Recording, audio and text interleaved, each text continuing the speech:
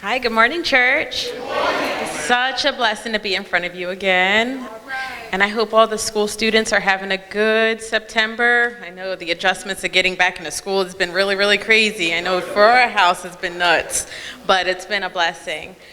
First, I would like to go over our birthdays for this week. September 22nd is Brother Jaworski Bigum's birthday. And September 26th is Sister Henrietta Tribble. Happy birthday to the both of you for this week. I have 2 thank you cards. I would like to take a moment to thank my Bethel Baptist Church family for helping to support my dream to become a fashion model. This is a thing called life is not so much about your destiny, but about your journey along the way. I will forever be grateful for the people God assigned to help me reach my destiny. So thank you, Bethel Baptist, and a very special thank you to Miss Annie Hunter. Love, Carlissa Saunders. Carlicia.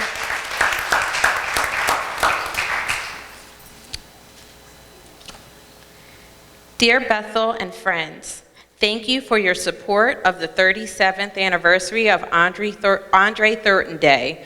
Over 200 attended.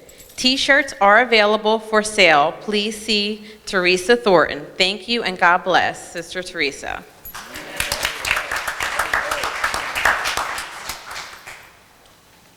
September 24th, church meeting at 7 p.m. We encourage all to come out and participate.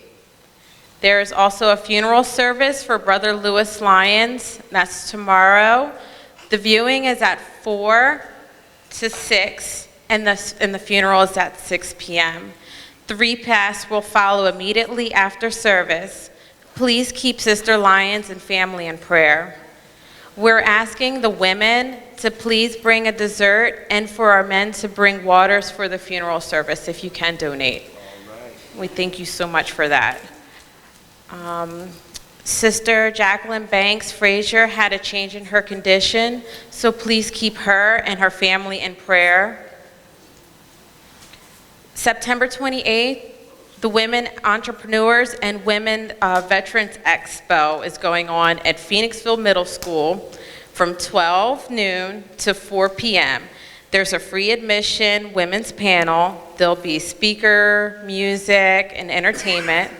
Please come out and support the organizer of this event, which is Sister Dolly Winston. Second Baptist Church in Pottstown is having an event on September 28th, starting at 12 noon to 3 p.m. They're featuring wedding gowns. It sounds kind of nice. It sounds really nice, actually. There's a job fair going on this week. At the Southeastern Veterans Center, that's at 1 Veterans Drive, Spring City, PA. And join us in caring for America's veterans. That's Thursday, September 26th. It starts at 10 a.m. to 1 p.m. and then again at 4 p.m. to 7 p.m. There's a lot of immediate openings that they have available from RNs, registered nurse instructors, LPNs, nurses aides, food service workers, and custodial workers. There's also flyers out in the lobby if you're interested in the job fair. Oh, and they ask that you please bring a copy of your resume or in-certified license and all that good stuff too, just to be prepared. Siloam Baptist Church male choir concert is going on Saturday, the 28th at 4 p.m. They have a nice couple guests going on, and that's on Willow Street in Norristown. That sounds actually really exciting. Let's see. Bethel Community Church of Pottstown on North Kime Street is having a Friends and Family Day. They're serving dinner immediately after the celebration. That's Sunday at 10:30, September 29th. Also, Sunday, September 29th at 4 p.m., the Oxford Trio is having a concert at the St. John's Lutheran Church, John Circle in Phoenixville.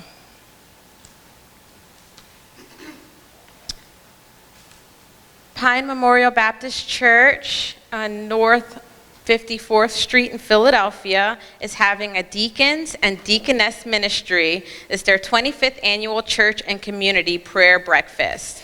Their theme is Trust in the Lord, Saturday, October 5th at 9 a.m. in the Mitchell Auditorium. I think that covers everything as far as in all the good stuff that's going on for the upcoming couple weeks. And now I'll have Sister Carmina Burton come up for our Black History moment.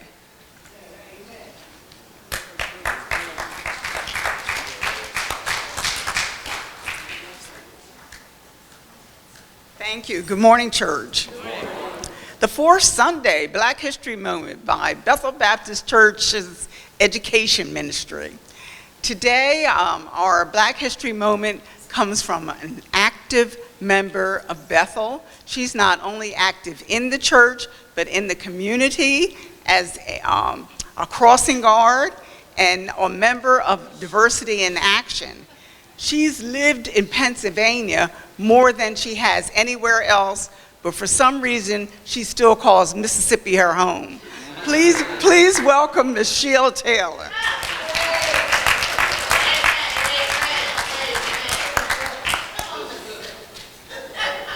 Remembered for his calm determination and quiet dignity, 1868-1942, he believed to have both the first black graduate of MIT of theological in the country, first academically trained black architect, accomplishment that helped open a new profession to African Americans.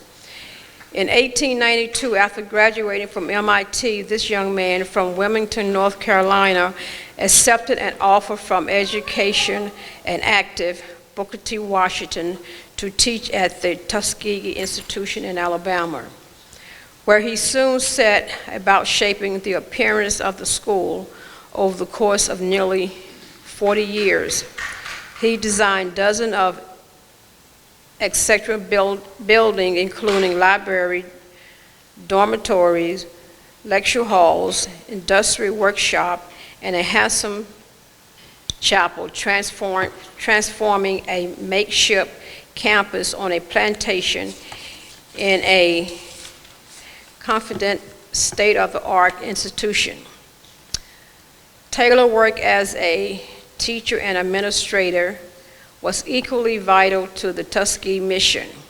While overseeing programs, he also established a curriculum with a certificate to help graduate others in architecture program or entry-level position at firms. His work furthered Booker T. Washington's dream of fostering not just African American builders and carpenters, but architects who the building as well.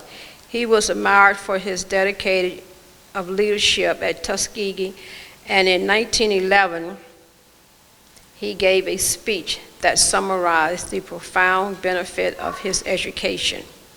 In doing so, he capitalized not only in personal strength, but also lasting legacy, the love of doing things correctly, of putting logical ways of thinking into the humblest task, and in this way increasing the power of the nation. In 2014, he got his picture on the mailing stamp. The person I'm talking about is Robert Robinson Taylor.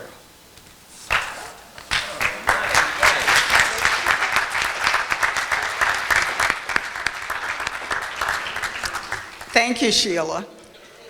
Now we're going to have an announcement from Brenda Cambridge of the Pastor's Aid.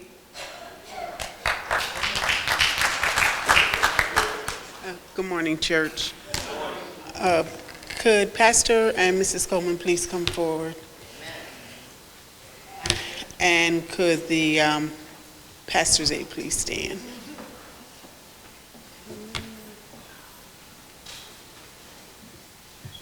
And it's not only the Pastor's Aid that make this possible, it's also the Bethel Baptist Church members who support our fundraisers that make it possible for us to give these love offerings to our pastor.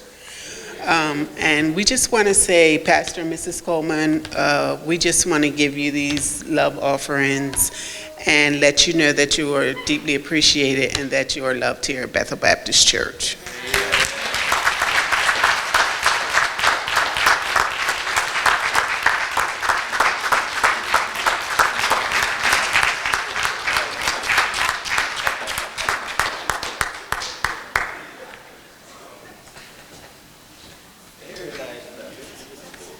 That concludes our announcements. I thank you so much, and I'll pass it back to Pastor Coleman.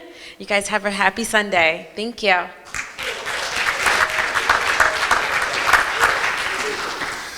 Thank you so much, Pastor Zaid.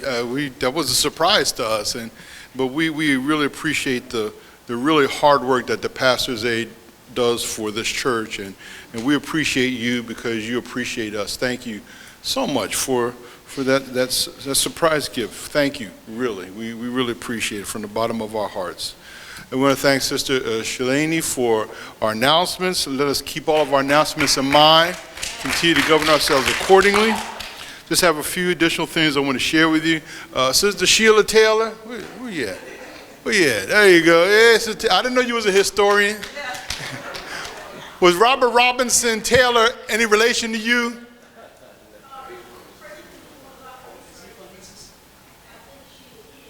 Oh, wow. All right. Isn't that something? All right. All right. Well, thank you for your presentation.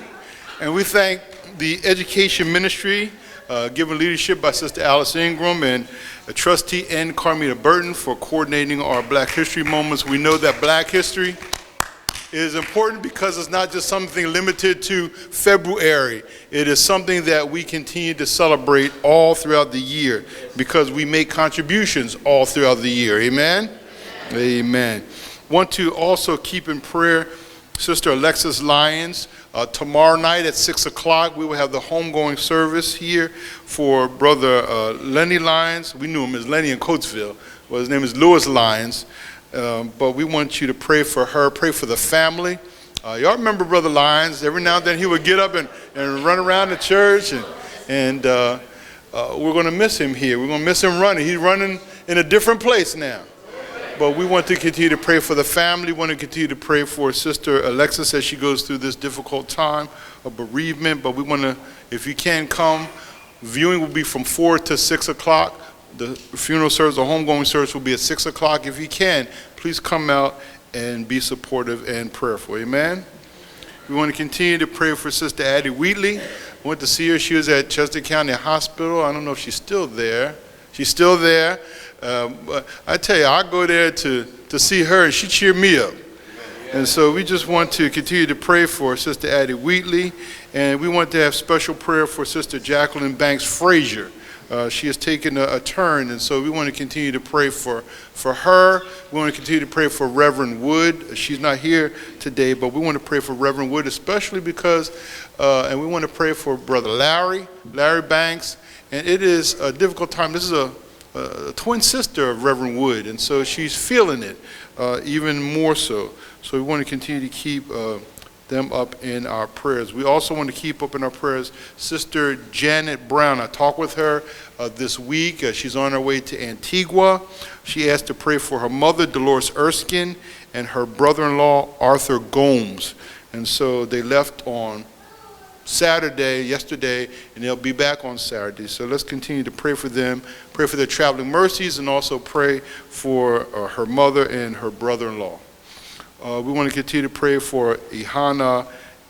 Ish is her nickname, Sampson. She is the girlfriend of Brother Jordan Bearden, and so we want to keep her. She was in an automobile accident, and she's recovering, and so we want to continue to pray for her as she recovers.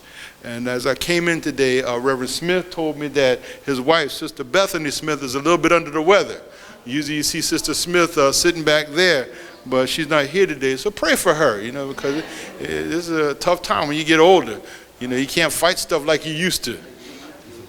Now that she's old, don't tell her I said that. Now that she's old. I'm just saying, people like me, like I'm old. But we want to continue to pray for Sister Bethany.